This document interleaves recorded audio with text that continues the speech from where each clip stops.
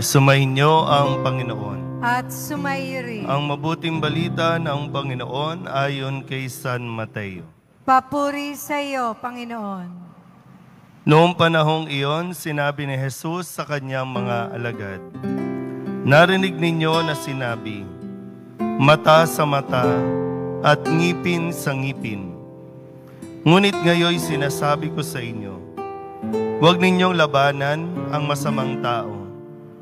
Kung may sumampal sa iyo sa kanang pisngi, iharap mo pa sa kanya ang kabila. Kung ipagsakdal ka ninuman upang makuha ang iyong baro, ibigay mo sa kanya pati ang iyong balabal. Kung sapilitang ipapasan sa iyo na manlulupig ang kanyang dala ng 1 kilometro, pasanin mo ito ng 2 kilometro. Magbigay ka sa nanghihingi sa iyo, at huwag mong pahindian ang nanghihiram sa iyo." Ang mabuting balita ng Panginoon. Pinupuri ka namin, Panginoong Jesucristo. Isang magandang umaga po sa inyong lahat. Sa ngayon, 11 ng linggo ng karaniwang panahon, at ngayong simula ng linggo ay muli tayong ibinabalik doon sa yugto na kung saan si Kristo ay nagtuturo sa kanyang mga alagad at mas pinapaunawa niya itong mga batas na naabutan na ng mga alagad. Mga batas na kanilang narinig o pilit na itinuturo sa kanila ng mga matatanda noon, na bagamat sa pagsusuri ni Kristo ay nagkakamali na ng pagkaunawa. Kaya kung titingnan po natin yung mga nakalipas na araw, ito yung karugtong lang po ito. No? Sabi ni Kristo, narinig na ninyo noong una, huwag kang makikiapid. Pero ang sabi niya, ngayon, sinasabi ko sa inyo, ang tumingin lang ng may mahalay na pagnanasa, nakikiapid na. Sinabi din ni Kristo nung nakalipas na linggo, huwag kang papatay. Sabi niya, narinig na ninyo ang utos, huwag kang papatay. Pero ngayon, sabi ni Kristo, ngunit ngayon, sinasabi ko sa inyo, ang sa isip pa lang, ang tumingin pa lang, no, ang pag-isipan mo pa lang ang iyong kapwa, pumapatay ka na. Yung sa mga binibitawang salita, pumapatay ka na. Kaya ngayon, sa panibagong simula ng linggo, sabi po rito, narinig na ninyo na sinabi, mata sa mata, ngipin sa ngipin. Ibig sabihin, naabutan din ni Kristo itong kulturang ito. No? Mayroon po talagang mga lugar na ang kultura nila, ganito yung batas. Ang tawag po dito ay yung law of talion. Mata sa mata, ngipin sa ngipin. Kung anong kinuha mo, yun din ang kukunin ko. Kaya parang kung mapapanood nyo, kung isa-search ninyo sa YouTube, itong law of talion, ito yung makikita nyo na kapag ako napatay ko ang anak mo, pagkatapos ng babang luksa, ikaw naman ang hunting sa anak ko. Yun yung batas na yun. Kaya nga, mata sa mata, ngipin sa ngipin. Pero sabi, since tayo po ay tagasunod ng Poong Jesus Nazareno, ang sabi po dito, no, ngunit ngayon, sinasabi ko sa inyo, huwag ninyong labanan ang masamang tao. Minsan po, pag ninilayan natin, paano yun? No? Paano naman yung karapatan ko? Diba, no? Inapi ako, niloko ako. Paano yung karapatan ko? Ano na nga ba? Sino ba ang walang nang away dito? Sino bang hindi nakaranas? Kung babalikan natin yung unang pagbasa, si San Pablo mismo sa kanyang sulat, ito yung kanyang naranasan. No, sabi, naghirap siya, no, halos mamatay na, pero hindi niya ginawa yung mga ginagawa sa kanya. Kasi kung tutuusin po, kapag yung batas na mata sa mata, ngipin sa ngipin, pag tininaman natin, may ibang tao ang nadadamay. May ibang tao ang nai-involve. Para bang tayo lang yung magkaaway, ako lang yung ginawan mo, pero gaganti ako, iba yung naaapektuhan.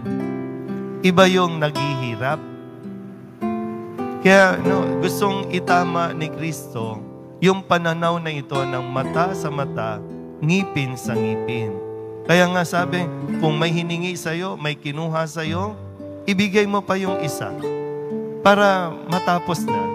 Kasi hindi natatapos yung away, hindi natatapos yung gulo. Iisip ka ng paraan para gumante, para makaisa.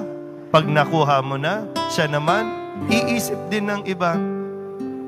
Pag siniraan ka, sisiraan mo din. Paano matatapos? Of course, sabi naman, hindi naman tayo basta-basta na mananahimik na lang.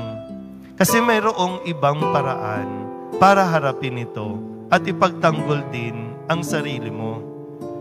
May ibang paraan. Kasi ngayon, halimbawa, narinig mo, siniraan ka. Ano ang gagawin mo? Sisiraan mo din, magpo-post ka rin ng kung ano-ano. Kaya hindi natatapos.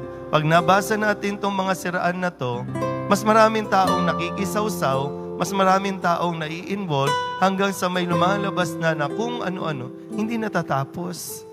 Tapos pag binalikan mo, bakit nga ba tayo humantong? Nasira na yung buong relasyon, dahil lamang sa ganito. Pero yung mga iba din, nasabi nga, sige, sabihin natin mas seryoso. Pinagpalit ka, niloko ka, tapos ngayon, gaganti ako. Sino ang mas kawawa? Sino ang mas naagrabyado? Di ba ikaw? So, sabi dito, para bang iwasto natin yung pananaw na makaganti. Yung gantihan. Sabi ko, hindi inaalis ni Kristo yung karapatan mo. Kundi yung sa pag-iisip mo na makamit o makamtan yung hustisya, may ibang paraan. Sabi ulit ni Kristo, huwag mong labanan ang masamang tao. Pag nilabanan mo ang masamang tao, ano bang pinagkaiba mo sa kanya? Para bang pag nilabanan mo ang isang tanga, di mas tanga ka. Kasi para bang, huwag mo ibaba ang iyong sarili sa kanya. Kundi mas higitan mo pa. Kung kunin niya, ibigay mo para wala tayong issue na kinuha niya sa iyo. Kundi ang sasabihin mo, ibinigay mo yan sa kanya. Paano? Ano na? Bagamat ito ay isang karagdagang hamon na dapat nating isabuhay. Kasi, bakit ba nakakunot ang mga noo nyo? Bakit ba kayo mga nakasimangot? Kasi feeling mo, agrabyado ka. Kasi feeling mo, inagawan ka. Feeling mo, kawawa ka. Kasi nandun tayo sa mata sa mata, ngipin sa ngipin. Hindi tuloy matapos yung problema mo. Hindi mo tuloy maranasan yung kaligayahan, yung maging masaya na gustong-gusto mo naman. Parang, hayaan mo na sila. Huwag mong patulan. Hindi dapat pinapatulan. Kung nahihirapan kang unawain, nahihirapan ka pang intindihin, sana po, isa yan sa iyong ipinagdadasal ngayon sa poong Jesus Nazaret. Ang matuto rin, katulad ni San Pablo, ipaubaya mo na. Kasi kung hindi, sabi nga, ako'y walang-wala pero hindi naman. Kinuha lahat sa akin, pero hindi dahil lahat ay sa akin. Kasi pag nandyan ang Diyos sa iyo, wala ka dapat ikatakot, wala ka dapat ikalungkot, wala ka dapat ikabahala. Amen?